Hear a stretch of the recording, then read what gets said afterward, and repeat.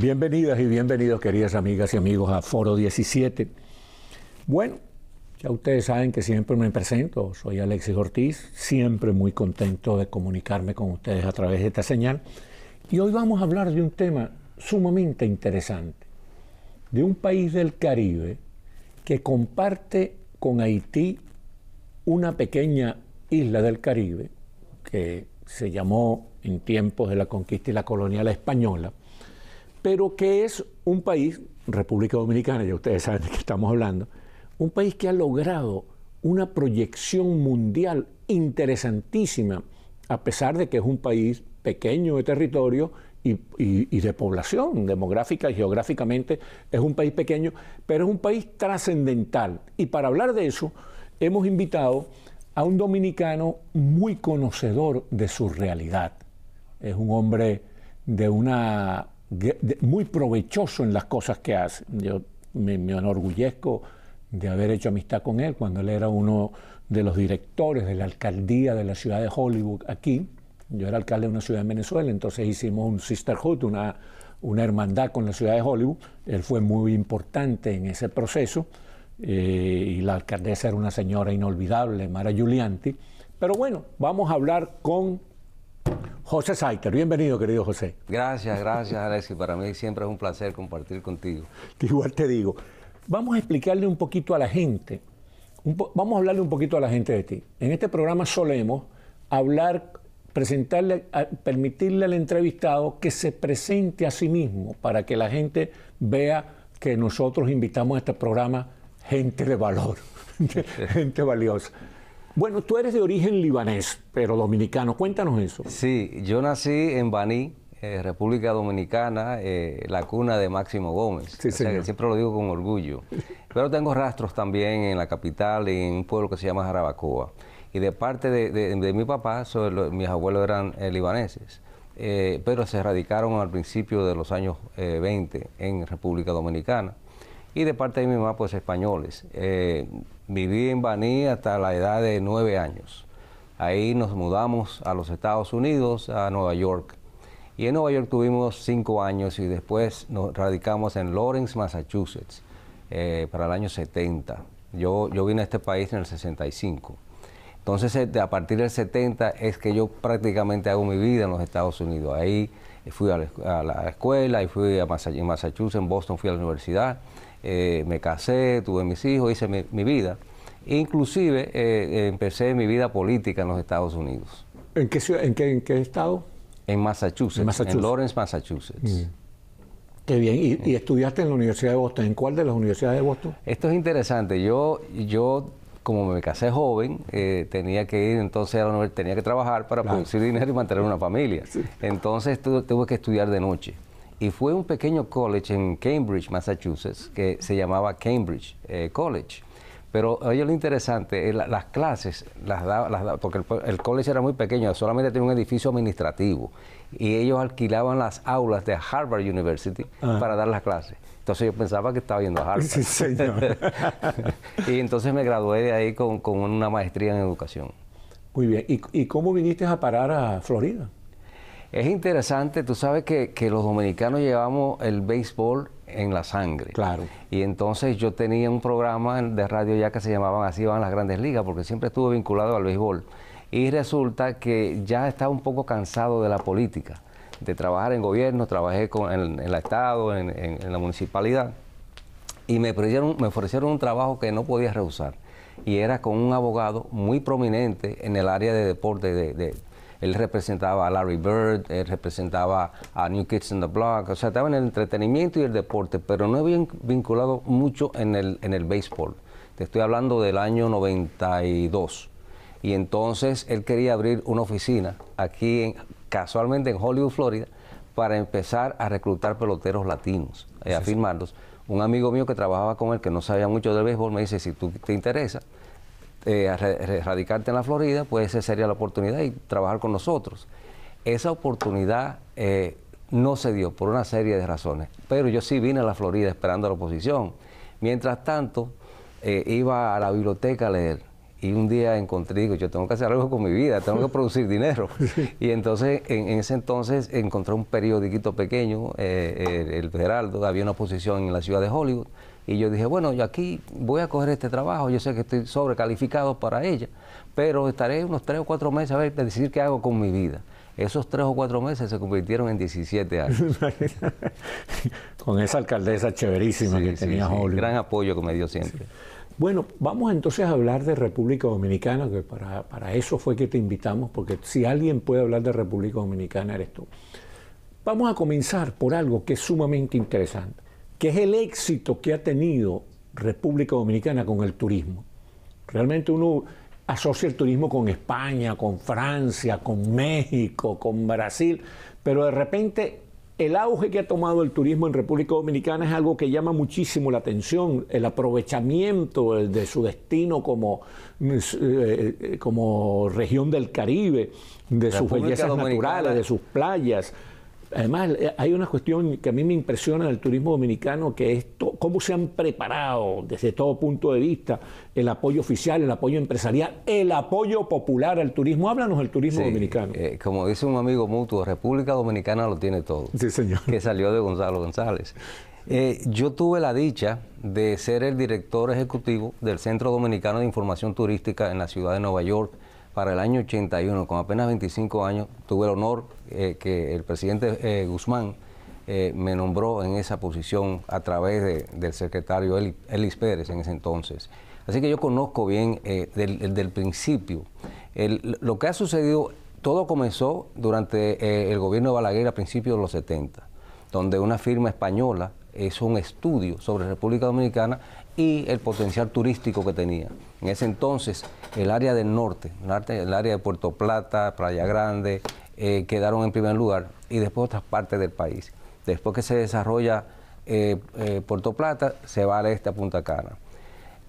Para hablarte en realidad sobre el éxito que ha tenido el turismo, y es lo siguiente, Alexis, que yo considero que es lo fundamental, es el apoyo que todos los gobiernos le han dado al turismo de República Dominicana, empezando desde la época de Balaguer a principios de los 70. Se lo dio Antonio Guzmán, se lo dio Jorge Blanco, se lo dio Balaguer, se lo dio el PLD, o sea, Leonel Fernández, se lo dio Danilo Medina. Todos le han dado el apoyo necesario y también complementado con un empresariado cometido a la causa. Y particularmente muchos españoles en esa época que empezó a crecer el turismo. Cuando tú haces eso, por lo general en República Dominicana muchas obras no se terminan cuando cambian los gobiernos. Bueno, esa obra fue de Hipólito, yo no la voy a terminar porque entonces la mía no va a ser exitosa, o sea, no se va a ver como éxito. Pero el turismo no, el turismo siempre fue una rama que se le dio mucho apoyo. Y el país es un país diversificado, o sea, un país que te ofrece historia, la primera ciudad del Nuevo Mundo, las playas son... La primera universidad también. Exacto, casi todo lo primero empezó en lo que es República Dominicana. Inclusive las playas son espectaculares, tenemos montañas, o sea, por eso es que se dice que lo tiene todo. Y hay una cuestión que yo valoro y que me interesa que tú comentes eso, y es que la gente, el pueblo llano, dominicano está muy comprometido con el turismo, apoya mucho a los visitantes, a los turistas, hace que se sientan bien recibidos, son hospitalarios. El factor número uno es el dominicano, es cómo trata el dominicano al turista, o sea, la receptividad que se le da al turismo. Eso es la atracción número uno que tiene República Dominicana, aparte de sus bellezas naturales, pero siempre tiene que ver mucho el trato que se le da a un turista. Sí, es verdad. Bueno, mira, vamos a pasar a una materia que a ti no te gusta mucho, pero que también le ha dado mucha proyección internacional a República Dominicana, que es el béisbol. Sí, un apasionado del béisbol. Fíjate, yo tengo aquí, yo voy a decir unos nombres y después tú comentas. En los viejos tiempos, Tetelo Vargas, creo que el estadio de San Pedro de Macorís lleva su nombre. Sí. Osvaldo Vigil. El primer dominicano en las Grandes Ligas. Sí. Y dirigió equipos en Venezuela. Sí. Bueno, Juanito Marichal. Recuerdo que Mickey Mantle decía que él se desconcentraba cuando iba a batear, cuando Juan Marichal levantaba. Que le decían las personas cercanas Manico. Sí. Manico era el apodo de Marichal. Sí. Bueno, Pedro Martínez en el Salón de la Fama. Sí.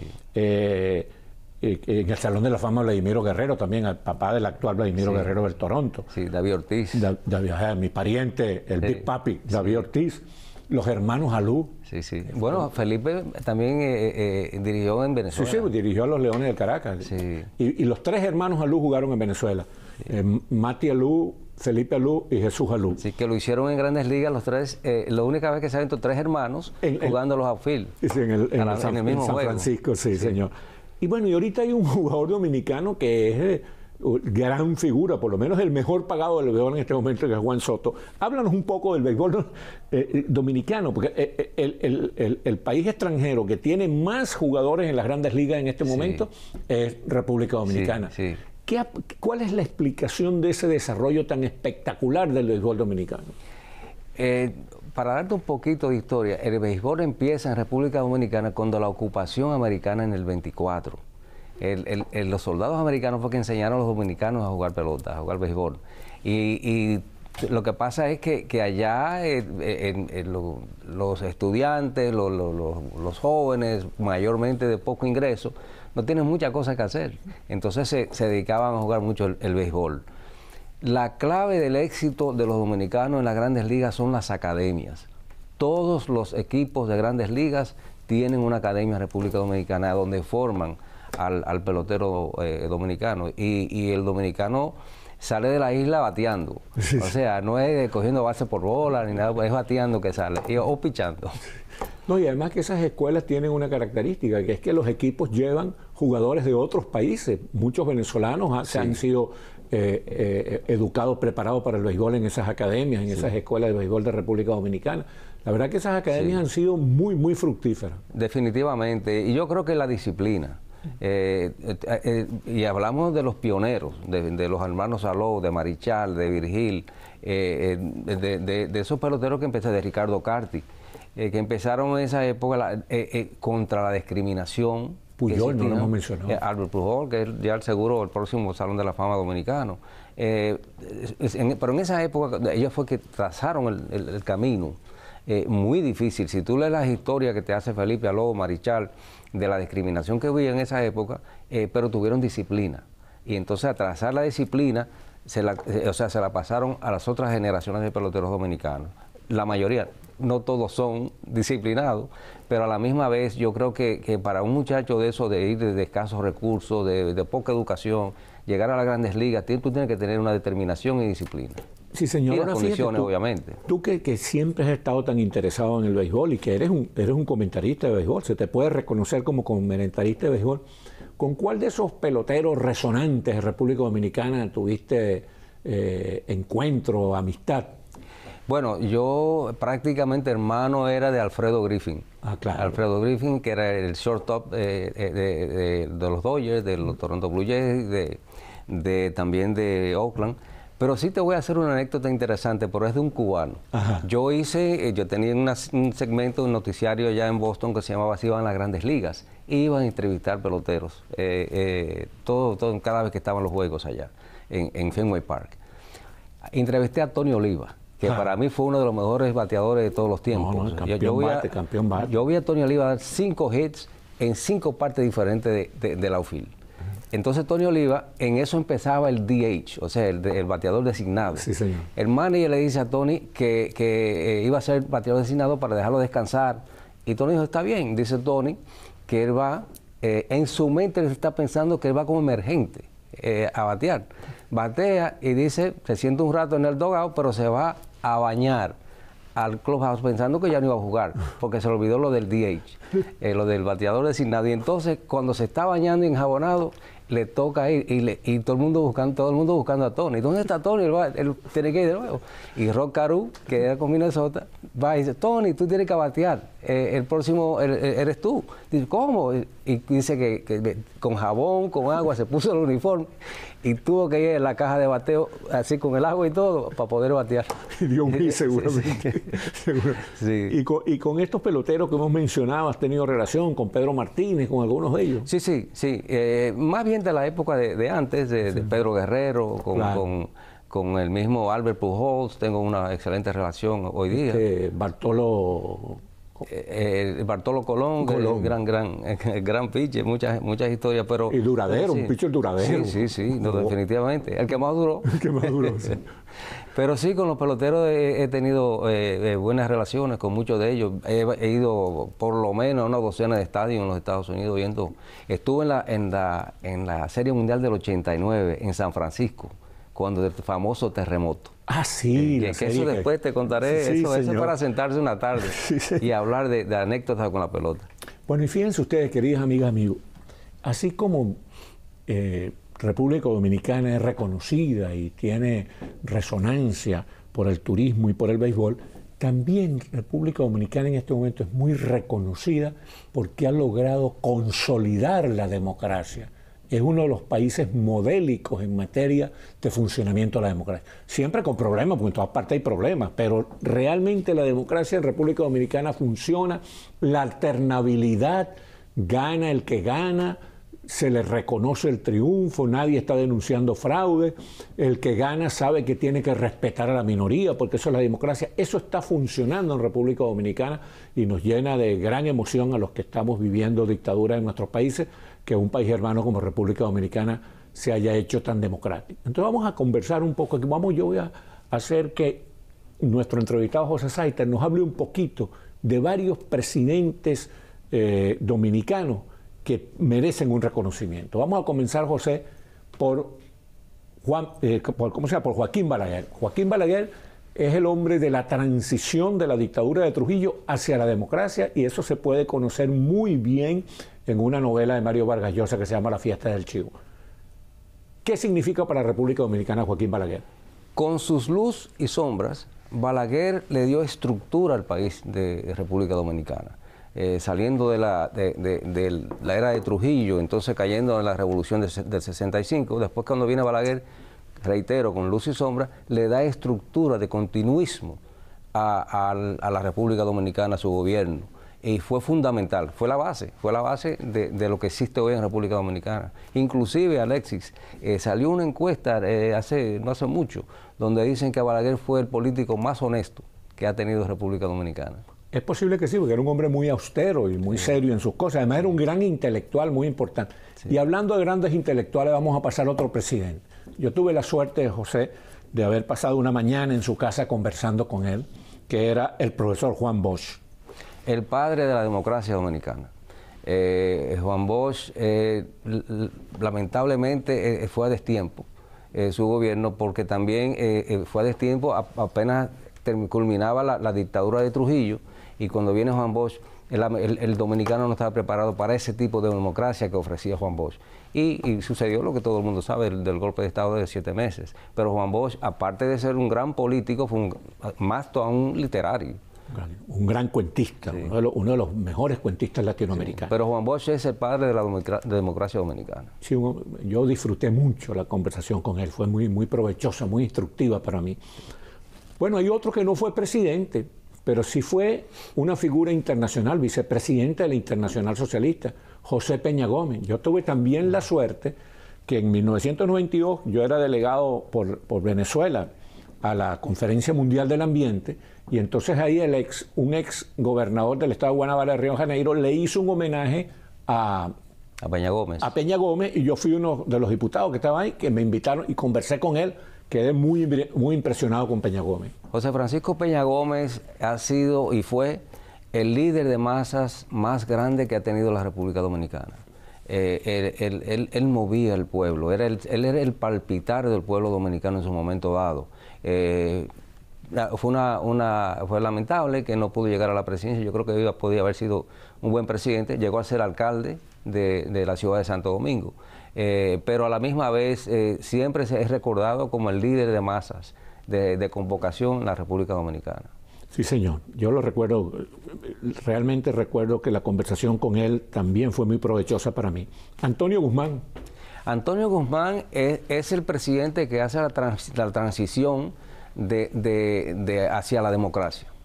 O sea, demilitariza el gobierno. O sea, los militares durante los gobiernos de Balaguer tenían muchas influencias. Antonio Guzmán cambia eso y es el que le da la democracia verdadera a República Dominicana con todas las decisiones que hizo en su gobierno. Tanto así que fue el primer, República Dominicana se consideró como el que abrió las puertas para la democracia de Latinoamérica en ese entonces, porque había un sinnúmero de dictadores, y a partir del 78, cuando gana Antonio Guzmán, empiezan a caer esas dictaduras en Latinoamérica. Sí, señor. Yo recuerdo que la gente del equipo de Carlos Andrés Pérez allá en Venezuela tenían una relación excelente con el presidente Guzmán. Así es. Y con Peña Gómez también. Y con Peña Gómez. Sí. Y con un amigo, desafortunadamente desaparecido, un gran amigo que tuve, porque coincidimos en varias, cuando éramos diputados los dos, coincidimos en varias reuniones internacionales, que era Tuay de Can. Sí, que es una persona de mucha convicción. Sí. Ahora, Hipólito Mejías, llegó papá, que decía. Hipólito se ha caracterizado por un presidente con actitudes llanas, se identifica con el pueblo. Los 2 primeros años que gobernó se consideran buenos tiempos en República Dominicana. Lamentablemente sus últimos 2 fueron un desastre económico por la quiebra de bancos, por el alza del dólar, y entonces no trató de, después de decir más de 40 veces que no iba a la reelección, de modificar la Constitución, no lo logró, y entonces se ve como dentro de esos presidentes que hemos mencionado, el menos afortunado. Sí, señor. Ahora vamos a hablar de un presidente que tú estás trabajando con él y vas a explicar qué es lo que haces con él, y que yo he tenido la suerte también de tener algunas conversaciones con él. Un par de esas conversaciones las facilitaste tú, las otras han sido en casa de un amigo común muy querido para ti y para mí, que es el publicista Gonzalo González. Así es. Este caballero se llama Leonel Fernández. Es un caballero, desde el punto de vista político, controversial, como somos todos los políticos. Yo también soy político y todos somos controversiales. A alguna gente le gusta y a otros no le gustamos. Pero este caballero es un intelectual muy refinado, un hombre sumamente culto. Es grato conversar con él. Ese caballero se llama Leonel Fernández. ¿Qué nos dice de él? El presidente Fernández, yo tengo la dicha, el honor de estar trabajando con él desde el 2004. Lo conozco desde el año 1992, así que yo creo que tengo una buena perspectiva del presidente. Se habla en República Dominicana de un antes y un después de Leonel Fernández. Él gobernó 12 años, ¿no? 12 años, 3 términos, democráticamente los 3. Y se puede decir que él modernizó el país a través de esos 12 años. Sigue obviamente muy activo en la política, pero le internacionalizó el país, o sea, le abrió las puertas, siempre ha creído en lo global, en diferentes esferas. De manera, yo he tenido la dicha de viajar con él a Europa, aquí en los Estados Unidos, siempre muy recibido, con mucho respeto. Inclusive dicen que recibe más elogios y fraternidad afuera que en el propio país a veces. Sí, eso tiene que ver seguramente mucho en que el hombre es muy culto y entonces siempre vale la pena escucharlo. Sí. Aunque uno esté en desacuerdo con él, vale la pena escucharlo porque tiene un discurso consistente, no habla tontería. Sí, nosotros estuvimos recientemente en París hablando sobre la Revolución de abril del 65 y eso fue fenomenal. Eso fue una cátedra que se dio en esa actividad. Bueno, vamos a salirnos entonces ahora. Bueno, tú diriges la fundación que él preside, ¿no? Sí. ¿Cómo que se llama la fundación? Fundación Global, Democracia y Desarrollo. En inglés, Global Foundation for Democracy and Development, GFDD. Y las siglas son Funglode. Funglode. Bueno, vamos a pasar entonces a otros dominicanos que vale la pena destacar, porque fueron muy destacados. Por ejemplo, aquí tengo uno que anotado. Pedro Enríquez Ureña. Este es un gran intelectual dominicano, hispanista, humanista. Imagínense usted con una gran relación con el mexicano Alfonso Reyes, con el argentino Jorge Luis Borges. Esta fue una con el venezolano Mariano Picón Sala. O sea que este es uno de los hombres estelares de la intelectualidad latinoamericana en el siglo XX, sobre todo. Pedro Enríquez Ureña. Lo máximo en cuanto al intelecto dominicano. Venía de una gran familia también. Su madre era Salomé Ureña, una poeta dominicana de larga data en su entonces. Su padre, Federico Enrique Carvajal, un médico, pero también muy letrado, y su hermano, Maximiliano Enríquez. De manera que una familia de mucha intelectualidad. Lo interesante de Pedro Enrique es que hizo su carrera prácticamente fuera de República Dominicana. En los Estados Unidos fue a la Universidad de Minnesota, estuvo en México muchos años, estuvo en Cuba, estuvo mayormente al final ya en Argentina. Así que fue para nosotros un orgullo. Allá para Latinoamérica, para Latinoamérica en general. La Biblioteca Nacional es Pedro Enríquez Ureña, una de las mejores universidades se llama Pedro Enríquez Ureña en Santo Domingo. Así que no, es un orgullo nacional. Bueno, hay otro hombre que también puede resultar banal traerlo a colación, pero un hombre que también le dio mucha resonancia, ¿no? Hizo que se hablara mucho de República Dominicana gracias a sus aventuras amorosas. Porfirio Rubirosa. ¡Ay, salió! Sí. Rimó. Porfirio, yo soy un gran admirador de Porfirio Rubirosa. Yo lo sé. Y no por las razones que normalmente se discuten o se hablan, sino porque un dominicano en los años 40 y 50, de textura mulata, de estatura baja, pudiera penetrar la jerarquía, los monarcas, los reyes, los presidentes, y cómo se manejaba. O sea, fue una persona que escaló mucho. Tuvo sus sombras, sí. También se casó con las 5 mujeres más ricas del mundo. Y tuvo relación con muchas de las mujeres más bellas del mundo. Pero era un caballero, no se sabía, había muchas historias, pero nunca dijo con cuál era que se acostaba, como se dice popularmente. No le arriaba eso. Hay otro dominicano que vale la pena mencionar, chico, que es Óscar de la Renta, el famoso modisto. ¿Tú lo conociste? Sí. Inclusive cuando yo estaba en Nueva York, la oficina de turismo, que yo era el director, era de 2 pisos. Estaba en la esquina de la 52 y Madison Avenue. Y Óscar diseñó la parte del showroom de nosotros allá en Nueva York.